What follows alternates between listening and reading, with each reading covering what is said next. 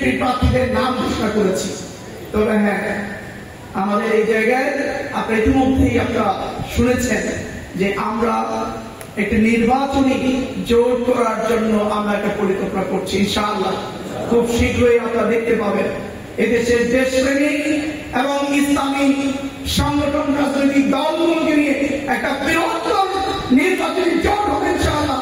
এই দল হবে বাংলাদেশের সর্ববৃহত্তর এবং শক্তিশালী দল, এবং এই জন্যই আগামী দিনে বাংলাদেশের রাষ্ট্র ক্ষমতায় যাবে ইনশাআল্লাহ।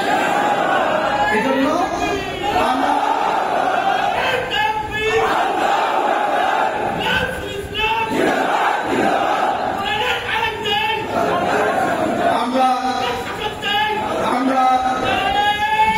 রাজনৈতিক দলগুলোর সাথে আমরা নির্বাচনী সমঝোতার চিন্তা করছি, তাদেরকে তো অবশ্যই কিছু আসনে তাদেরকেও দিতে হবে। কিন্তু আমরা যেটা বলতে চাই, আমাদের যেখানে যেই ইলেকশন করুক না কেন, জামাত ইসলামীর সাথে নির্বাচনী জোটে যারাই আসুক না কেন, এবং তাদেরকে যেখানেই আমরা আসন ছেড়ে দেই, কিন্তু আমরা সকল আসনের দায়িত্ব নিয়ে তাদেরকেও বিজয়ী করার দায়িত্ব আমরা গ্রহণ করবো ইনশাআল্লাহ।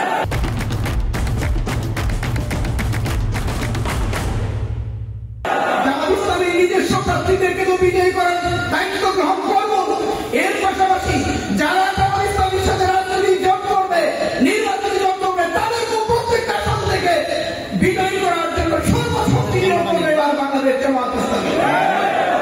সম্মানিত ভাইরা আমার, এজন্য এই ঠাকুরগাঁর যে 3টি আসন, এখানে আমাদের 2 আসনের সম্মানিত আমাদের যে সংসদ সদস্য প্রার্থী মাওলানা আব্দুল হাকিম, তিনি হেরে যান নাই, তাকে হারানো হয়েছে। এজন্যই আমার সম্বোধনে আপনারা দেখেছেন আমি তাকে জনতার এমপি বলেছি। রাষ্ট্র তাকে এমপি ঘোষণা করে নেই, বাট জনতা তাকে ভোট দিয়ে এমপি বানিয়েছে। সুতরাং তিনি হল আমাদের জনতার এমপি। এই ঠাকুরগাঁও 3টি আসন আগামী দিনে জামাত ইসলামকে বিজয়ী করার জন্য যারা কাজ করবেন তারাই আমার সামনে আছে।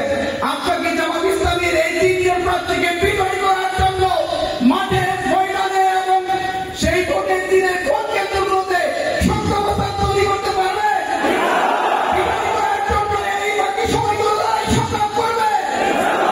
মনে রাখবেন, আজকে বহুভাবে আমাদেরকে চোখ রাঙানি দেখানো হচ্ছে, কিন্তু তারা জানে না আমরা হলো বেড়ালের উত্তরসূরি, আমরা হলো কুবাইলের উত্তরসূরি, আমরা হলো খাব্বাবের উত্তরসূরি, আমরা তারিক বিন জিয়াদের উত্তরসূরি, আমরা মোহাম্মদ বিন কাসেমের উত্তরসূরি, আমরা শহীদ আব্দুল হামিদের উত্তরসূরি, আমরা শহীদ মাওলানা মতিউর রহমান বেগমের উত্তরসূরি, আমরা আলী হাসান মোহাম্মদ মোহাম্মদের উত্তরসূরি।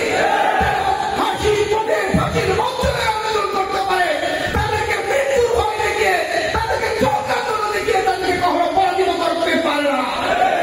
সুতরাং যারা আমাদেরকে